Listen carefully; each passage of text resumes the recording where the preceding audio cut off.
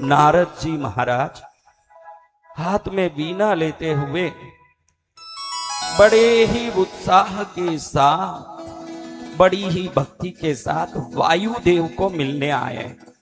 मुख में है श्री नारायण का नाम, मन में है श्री वैकुंठनाथ की दिव्य छवि और भक्ति में मग्न नारायण। हरि नारायण नारायण नारायण, हरि नारायण नारायण नारायण, हरि नारायण नारायण नारायण, हरि नारायण नारायण नारायण, हरि नारायण नारायण नारायण, हरि नारायण नारायण नारायण। नारद जी वायुदेव को प्रणाम करके कहते हैं, सर्वत्र व्यापी परम प्रतापी परम शक्ति को प्रणाम। जिनके रहित हो जाने से प्राण निकल जाते हो, जिनके संचरित होने से प्राण बढ़ जाते हो, जिनके रहने मात्र से जीव मात्र की आयु बढ़ जाती हो, जिनके रहने मात्र से व्यक्ति आनंदित महसूस करता हो, जिनके न्यूनाधिक होने से मनुष्य व्याकुल होता हो, ऐसे प्राण देवता वायुदेव को मेरा प्रणाम। नारद जी पधारिए। भैया ये साउंड बढ़ाओ, देखो ये एको कम करो थोड़ा, लाइनर में साउंड बढ़ाओ, एको कम करो, मॉनिटर में साउंड बढ़ाओ। आओ नारद जी, क्या बात है? हम ये पूछना चाहते हैं। बेटा दिनेश, हाँ कुछ फोन आ गया, बीच बीच में ये चलेगा तो गाड़ी कैसे होगी कथा की, लेकिन ये का तो सुन लें कि उनके घर में माँ क्या करने वाली है। माइक आगे दे दे बेटा, तू मत जाया कर, बहुत लंबा हो जाएगा, माइक पास करो। प्रणाम गुरुदेव, मेरा नाम रवि पंत है, मैं उदयपुर से हूँ। अभी अभी वाइफ का फोन आया कि उसको पर्स में 3 रुपए मिले, खाली पर्स में। अरे खाली पर्स ही होगा, नहीं तो खाली तो रखने बोला, नहीं तो 3 रुपए क्या मिले? खाली पर्स था क्या? बिल्कुल खाली पर्स। किस एरिया में रहते हो आप? यहीं पास में एक नवरत्न कॉम्प्लेक्स करके जगह है, यहाँ पे नवरत्न बरसाने माँ वहां पहुंच गई, नवरत्न कॉम्प्लेक्स में पहुंच गई।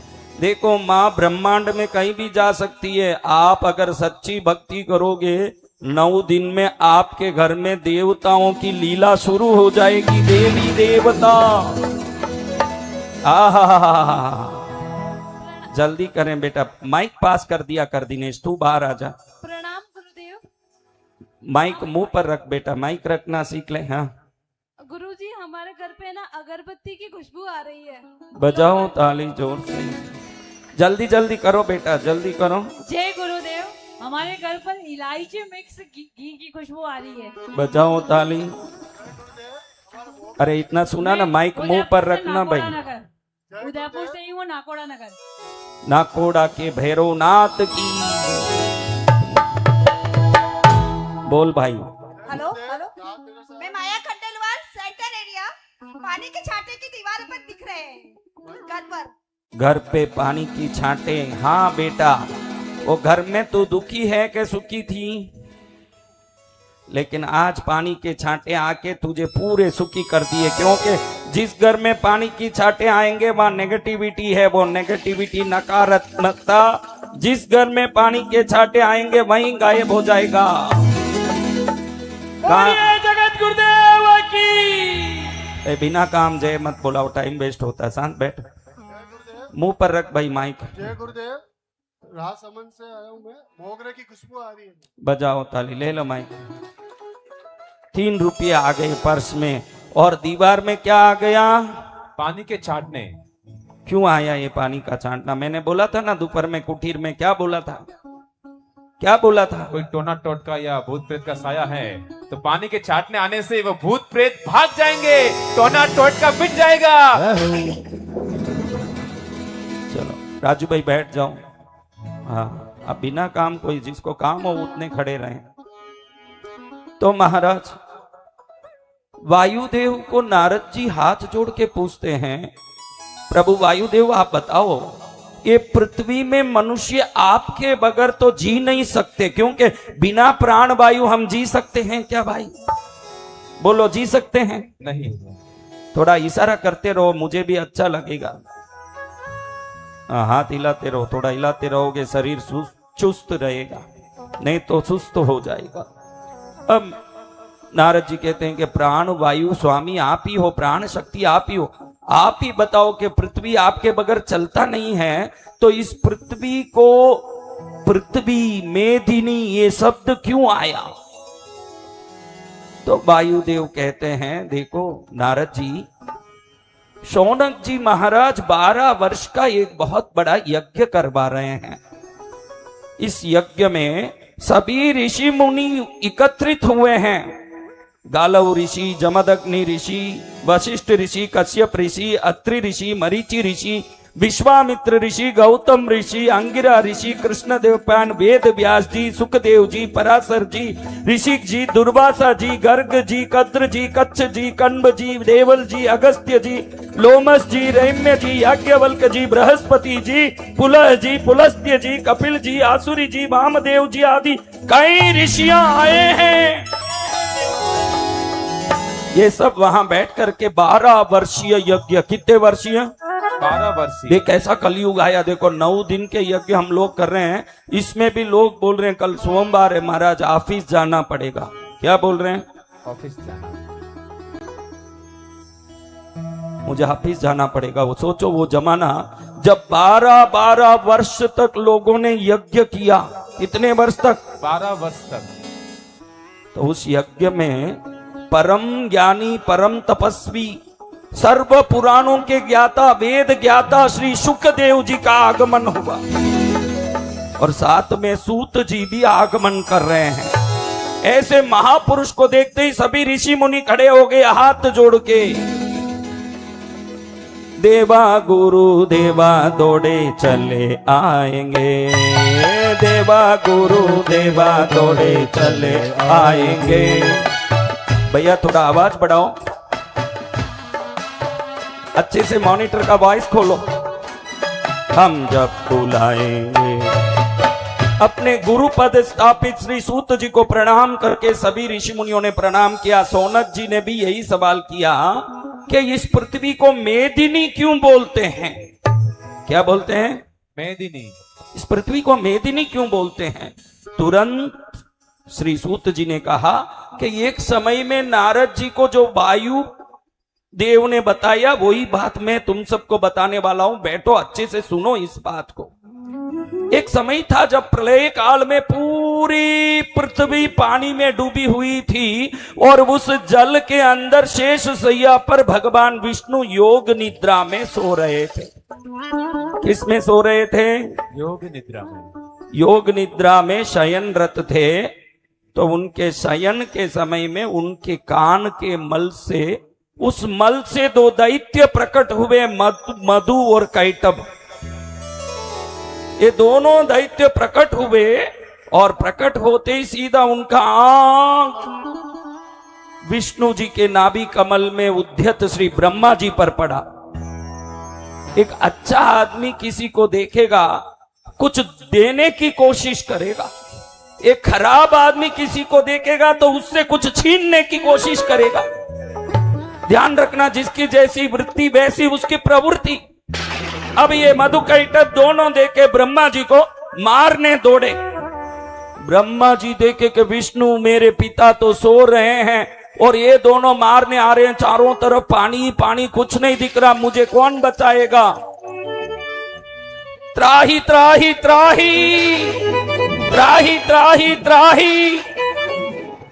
सैया में योग निद्रा में रहे विष्णु जी को उठाने की कोशिश की ब्रह्मा जी ने। जब जोर जोर से आवाज करके हिलाने लगे विष्णु जी को, विष्णु जी ने सैया त्याग किया, निद्रा त्याग की। देखा कि सामने 2 राक्षस बड़े उग्र पाताल से आकाल तक विकराल रूप लेके खड़े हैं, और अपने मद से भरे हुए अहंकार से गर्जना कर रहे हैं। विष्णु जी तुरंत अपने हाथ की गदा लेके उनसे युद्ध करने लगे। अब ये युद्ध चला 5000 वर्षों तक। कितने वर्षों तक? 5000। अब 5000 वर्षों तक युद्ध करके भी कोई परिणाम आते नहीं दिखा, तो ब्रह्मा जी ने कहा, हे मायापति, इनको कुछ न कुछ माया में डाल दो ताकि जल्दी कुछ हो जाए, वरना तो युगों तक युद्ध करोगे तो भी कोई फायदा नहीं होगा। तुरंत विष्णु ने अपनी माया डाली इन दोनों मधुकैटभ पर, और माया से ग्रस्त होते ही उन्होंने देखा कि माया काम कर रही है। तुरंत विष्णु जी ने ऐसे हाथ जोड़ के पूछा, हे पुण्यशाली आत्माओं, मैं आपसे एक वरदान मांगना चाहता हूं। किसने बोला? विष्णु जी ने। हाँ, आपको भी कोई बढ़ चढ़ के बोले तो खुशी हो जाती है कि नहीं? किसी से भी काम निकालना हो, थोड़ा सा उनको ऊंचे चढ़ाओ। वो कैसा भी आदमी हो, जब आप ऊंचा चढ़ाओगे तो वो नीचे आ जाएगा, यही सिद्धांत। जैसे ही ऊपर चढ़ाओगे वो नीचे हो जाएगा। जैसे ही राक्षस बोले, आहा हा हा हा, चलो तुम हमसे वरदान मांग रहे हो तो हम प्रसन्न हैं, तुमको वरदान देते हैं, तुमको क्या इच्छा है मांग लो, हम देने के लिए तैयार हैं। विष्णु ने कहा, हाथ जोड़ के मांग रहा हूं वरदान, कहीं बाद में मुंह तो मुकर नहीं जाओगे, बात से मुकर तो नहीं जाओगे। राक्षसों ने कहा, हम राक्षस हैं, कभी वचन नहीं बिगाड़ते, क्या चाहिए मांग लो। विष्णु जी ने हाथ जोड़ के कहा कि तुम दोनों मेरे हाथ से मारे जाओ, यही मेरी इच्छा है, वरदान यही है, यही हमको चाहिए तुमसे कि तुम दोनों मेरे हाथ से मारे जाओ।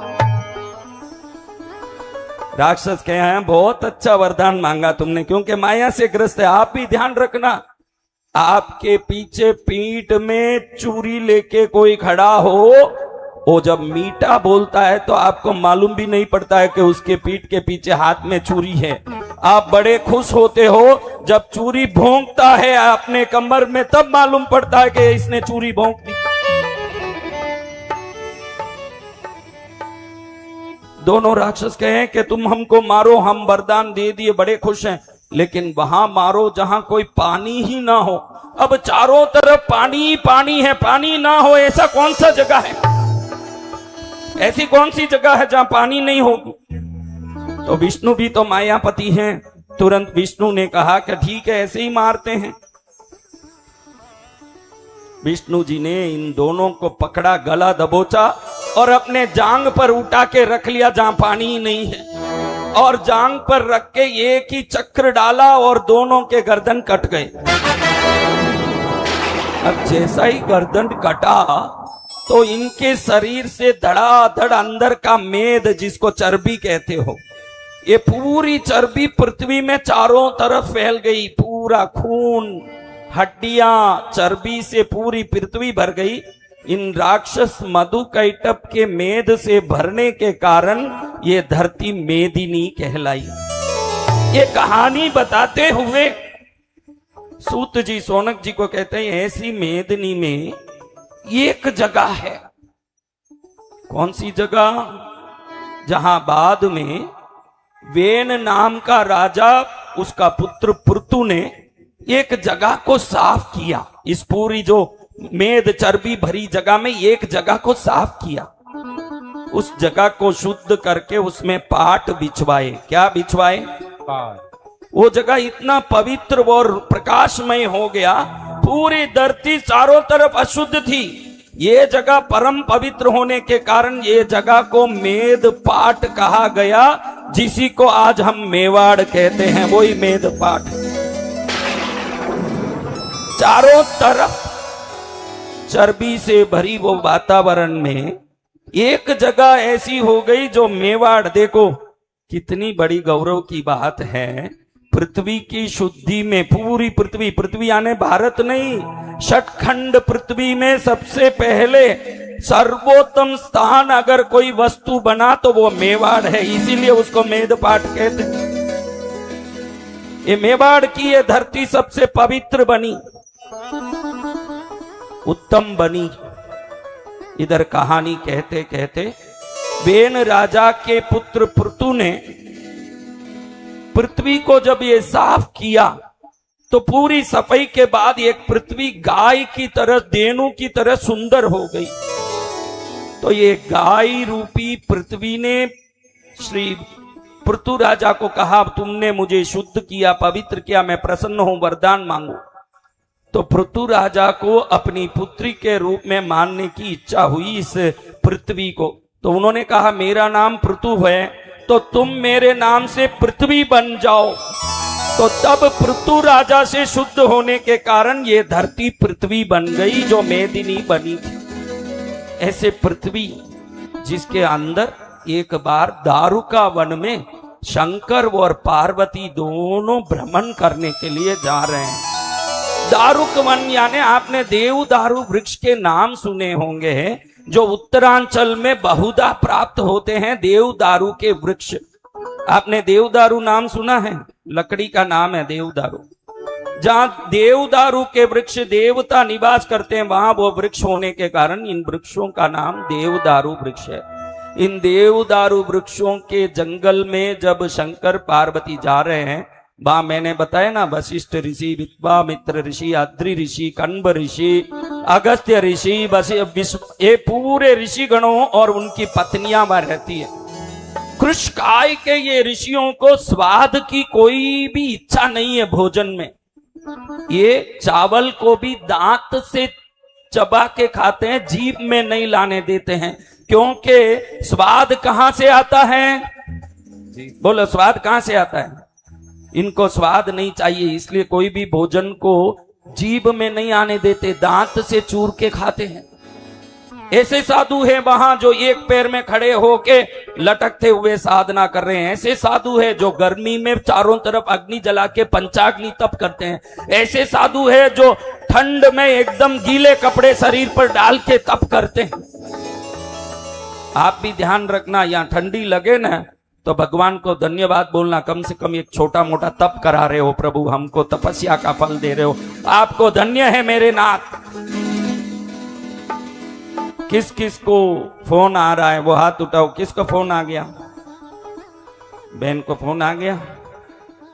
हाँ, बहन के पास माइक पहुंचा दे, तू मत जा, इधर से माइक दे दे बेटा। किसको फोन आया? भाई को फोन आ गया। उस भाई को फोन आ गया। फोन बहुत आए, फोन आए वो खड़े हो जाओ, नहीं तो कब वापस आ जाएगी माता। जिसको उधर से ही बोलो बेटा, आओ मत, आगे मत आओ। जय गुरुदेव। माइक मुंह पर रखो। जय गुरुदेव। हाँ, जयपुर से हूँ मैं, घर में खुशबू आ रही है। ताली बजाओ, पीछे दे दो माइक। देवता की प्रसन्नता प्रकट हो गई। देव प्रसन्न हो रहे हैं मेरे बच्चों। जय गुरुदेव। घर में देख साहब खुशबू आ रही है गुलाब की। ताली बजाओ। कहाँ से आया भाई? देख गांव से, उदयपुर से। देखली, हाँ, उधर पीछे माता जी को दिया। हाँ बोलो माता जी। जी गुरुदेव, मेरे घर पे पानी आए, पानी का छींटे आए दीवार पे। कहाँ से आई हो माता? मैं चित्रकूट नगर से। देखो आज से कष्ट निपट गए, सब कष्ट दुख से निवारण हो गया। अब कोई कष्ट नहीं है माता जी, कष्ट निकल गया। सब माँ ने पूरे घर में मंत्र की चाटना करके घर को शुद्ध कर दिया है माँ ने। हम यहाँ बैठे हैं और माँ चमत्कार कहाँ दिखा रही है? कहाँ दिखा रही है? चित्रकूट नगर में दिखा रही है माँ चमत्कार। 9 दिन में क्या क्या नहीं होगा, बोलो बोल बेटा, तू भी बोल। आपके चरणों में हाँ सादर जी, नमन। कोटि-कोटि नमन आपके चरणों में। माइक ले ले, उनसे माइक ले ले बेटा, वो पूरा सीरियल चला देगी। हाँ बोल बेटा। गुरुदेव, मेरे भाई को केसर की खुशबू आ रही है और पर्स में 100 का नोट मिला है। घर में क्या? केसर की खुशबू आ रही है। पर्स में 100 का नोट किसको मिला? मेरे भाई को। घर में ना? हाँ घर का में पर्स खाली था। हाँ। कहाँ से आए वो तो बताओ ना थोड़ा। मैं गुरुदेव सागवाड़ा से हूँ, यहाँ पे पढ़ाई करता हूँ उदयपुर में। आज पढ़ाई का पूरा फल मिल गया। यहाँ आके बैठ के पढ़ाई नहीं करते, यहाँ आते कैसे? पढ़ रहे हो इसीलिए आए। और घर में कहाँ प्रकट हुआ? सागवाड़ा में प्रकट हुआ। जी गुरुदेव। नोट कहाँ प्रकट हुआ? पर्स में सागवाड़ा में। सागवाड़ा में माँ प्रकट कर रही है धन। कहाँ प्रकट कर रही है? सागवाड़ा में। अच्छा बेटा, धन्य है तुम। इस बच्चे के लिए कौन ताली बजाएगा? चलो माइक दो, जय जल्दी करो। गुरुदेव। मैं मीरा खुशबू आ रही है। ताली बजाओ मीरा नगर वाली मुन्ना बच्ची को ताली जय बजाओ। गुरुदेव, मैं राजसमंद से, मेरे घर में अगरबत्ती और मोगरे की खुशबू आ रही है। ताली बजाइए। जय गुरुदेव, अहमदाबाद से मेरी पोती का फोन आया है। कौन है भाई, माइक मुंह पर रखो। अहमदाबाद से मेरी बेटी है, उसकी बेटी का फोन आया कि मैं पढ़ रही थी तो मुझे भयंकर खुशबू आ रही सेंट की। ताली बजाओ। सेंट नहीं है, माँ का आशीर्वाद है, सेंट कहां से आएगा? माँ की कृपा आ रही है, जल्दी करो। गुरुदेव, मैं नागौर से, मेरे भाई का फोन आया, घर पे अगरबत्ती की मोगरे की खुशबू आ रही है। बजाओ ताली, माँ प्रकट हो रही है। पानी बरस रहा है, नोट प्रकट हो रहा है, जल बरस रहा है। वाह माँ वाह, तेरी कृपा का लीला का पार नहीं है। बोल बेटा बोल। गुरुजी के चरणों में कोटि कोटि प्रणाम।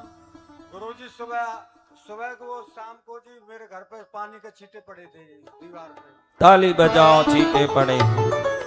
माइक ले लो, दे दो, बैठ जा बेटा। गुरुजी के श्री चरणों में कोटि प्रणाम। तो मेरा नाम जगदीश सोनी है, उदयपुर सेक्टर 4 से। मेरे घर में चंदन की खुशबू आ रही प्रभु। ताली बजाओ, चंदन ही चंदन महक रहा। मैं स्नेहलता दलाल उदयपुर से जयश्री कॉलोनी से बोल रही हूँ। मेरे को वहीं से आपके खुशबू की महक आई और मैं मेरे परिवार को यहाँ लेके दौड़ के चली आई। मैंने कहा गुरुजी का आशीर्वाद लेने जरूर चलना है। आहा हा, दौड़ी दौड़ी आ गई माता।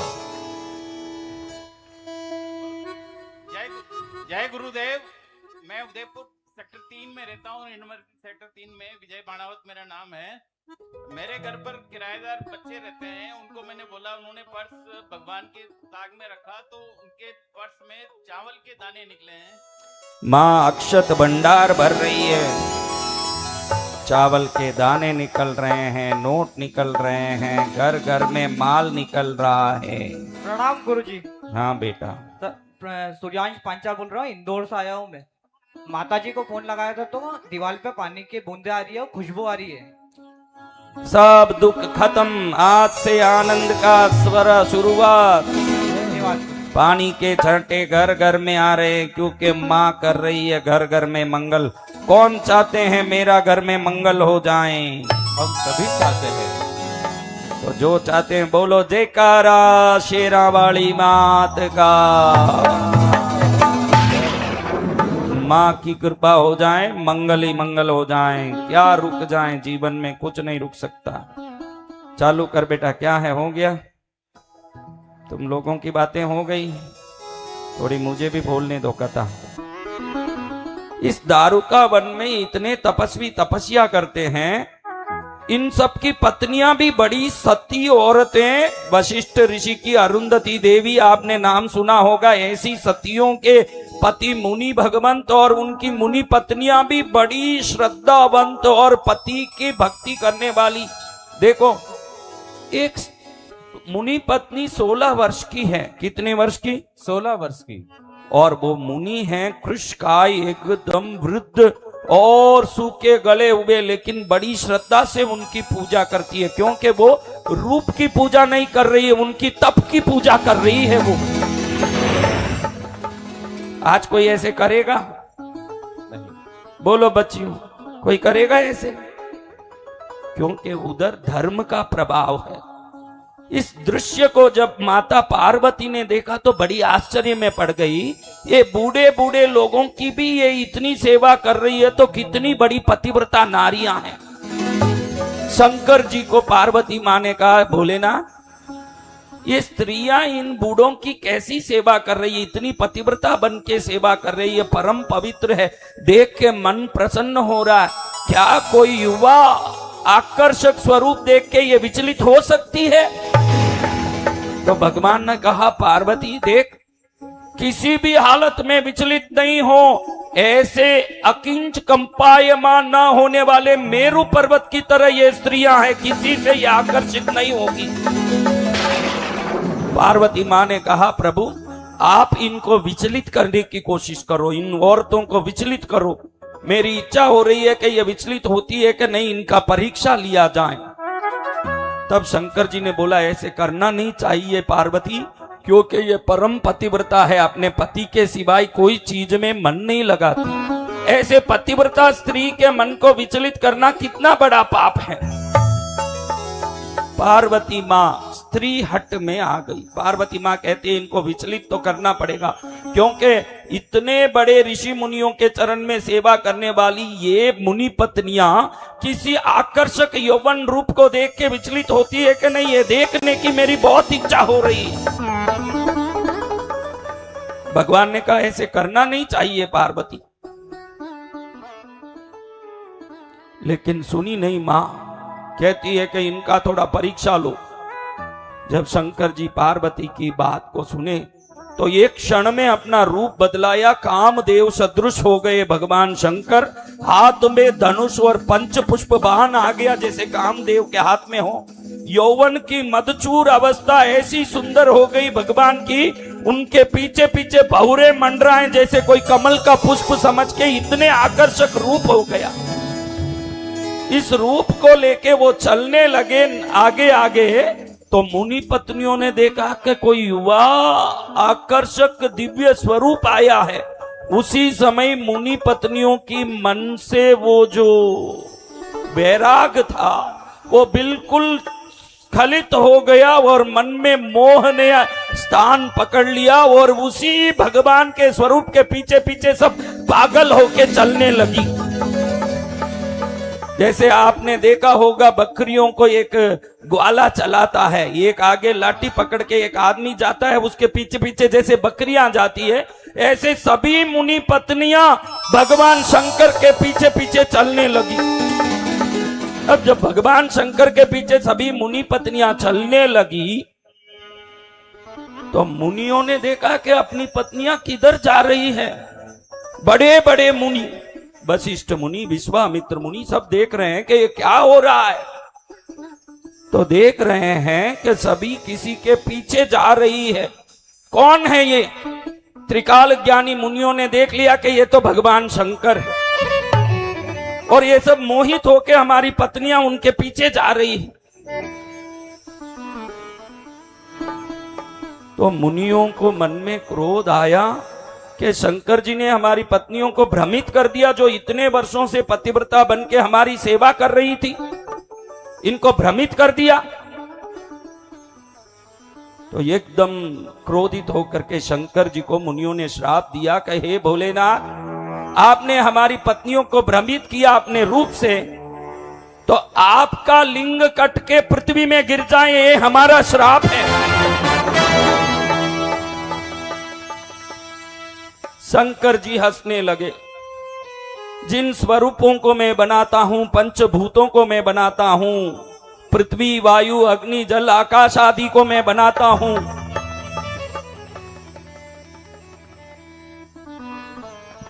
मुझसे बने मुझे श्राप दें।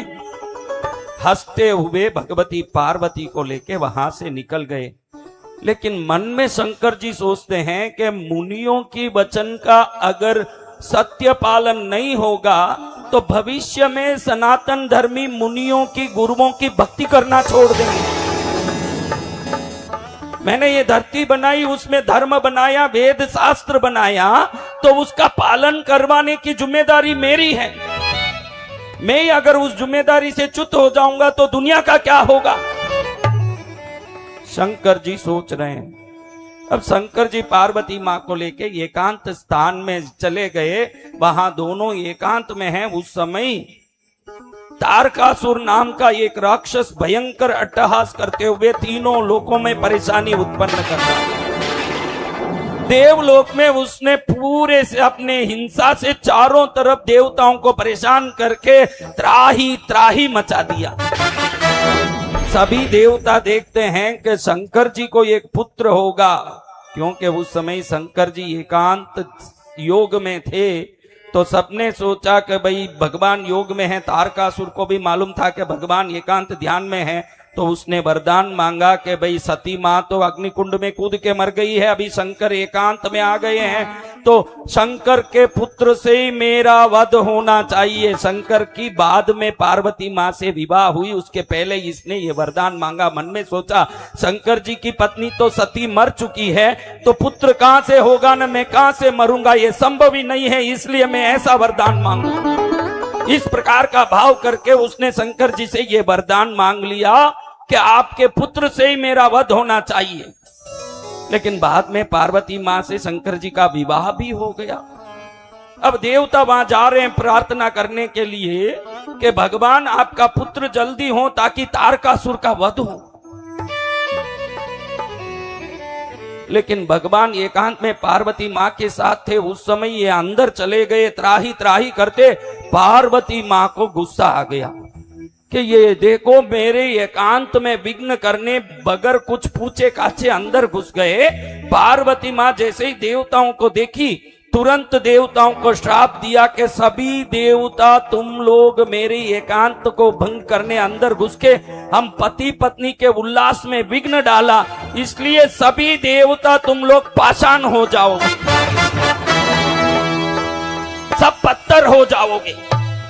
हे नारायण, तुम भी इनके साथ शंकर से प्रार्थना करने अंदर पहुंच गए। पता नहीं था कि पति पत्नी अकेले हैं, इसलिए तुम भी गंडकी नदी में सालग्राम बन के जाओगे और तुम्हारी पूजा उस सालग्राम रूप की शिला में ही होगी। मेरा ये श्राप है, तुम भी सालग्राम के रूप में ही पूजे जाओगे।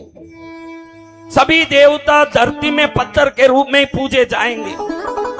मंदिर मंदिर में पत्थर के ही शिला के रूप में सभी देवता पूजे जाएंगे। ये मेरा श्राप है।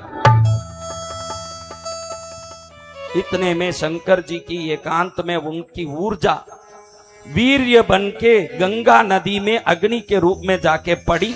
उस अग्नि की दिव्यता से भगवान कार्तिकेय का उद्भव हुआ। उस समय नारायण जी को प्रसन्न करने की भाव हुई, तो नारायण ने मां पार्वती को प्रसन्न करने के लिए कहा, बहन पार्वती, तुमने अपने पुत्र को प्राप्त करने की उस उल्लास में विघ्न देख के हम सबको श्राप दिया, लेकिन तुम्हारा पुत्र तो गंगा में उत्पन्न हो गया, गांगेय के रूप में, कार्तिकेय के रूप में। अब तुम अपना क्रोध छोड़ो, हम सबको आशीर्वाद दो। पार्वती मां ने देखा कि भाई मेरा बेटा पेट से नहीं हुआ तो भी गंगा से तो हो ही गया, मुझे पुत्र हो गया। उस खुशी में पार्वती मां ने आदेश दिया कि पहले मुनियों ने मेरे पति को लिंग कटने का श्राप दिया, वो श्राप ही पृथ्वीवासियों के लिए वरदान बन जाएगा। इस पृथ्वी में सर्वोत्तम एक स्थान है जहां मेद सब जगह भरा था, लेकिन उस जगह में सदा पवित्रता रही। उस मेवाड़ क्षेत्र के अंदर भगवान की आत्म ज्योति लिंग बन के प्रकट होगी, जिसको एक लिंग के रूप में दुनिया पूजा करेगी। इसके पहले बहुत सारी घटना घटेगी। भगवान सोचेंगे कि मुनियों की बात को मैं मिथ्या कर दूंगा तो कल से कोई सनातन गुरु परंपरा को मानेंगे नहीं, इसलिए दुनिया को संत साधुओं पर सम्मान हो जाए, इसलिए उनके श्राप को मैं आशीर्वाद के रूप में बदलूंगा। भगवान शंकर ने कहा, मेरे आत्मा से एक ज्योति लिंग के रूप में प्रकट होगी। मुनियों ने श्राप दिया कि तुम्हारा लिंग गिर जाए।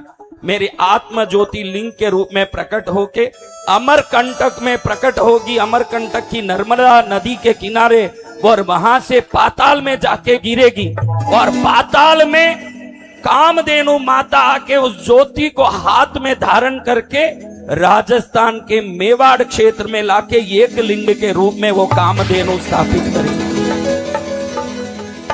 पवित्रता की इस पावन प्रसंग पर सर्वतो भद्र सर्प को मंगल होगा। नारायण जी पूछते हैं, हम सबको तो तुमने पत्थर होने का श्राप दे दिया, हमारा क्या होगा? हम क्या पत्थर बन के बैठे रहेंगे? मां कहती है, मेरा श्राप भी वरदान बनेगा।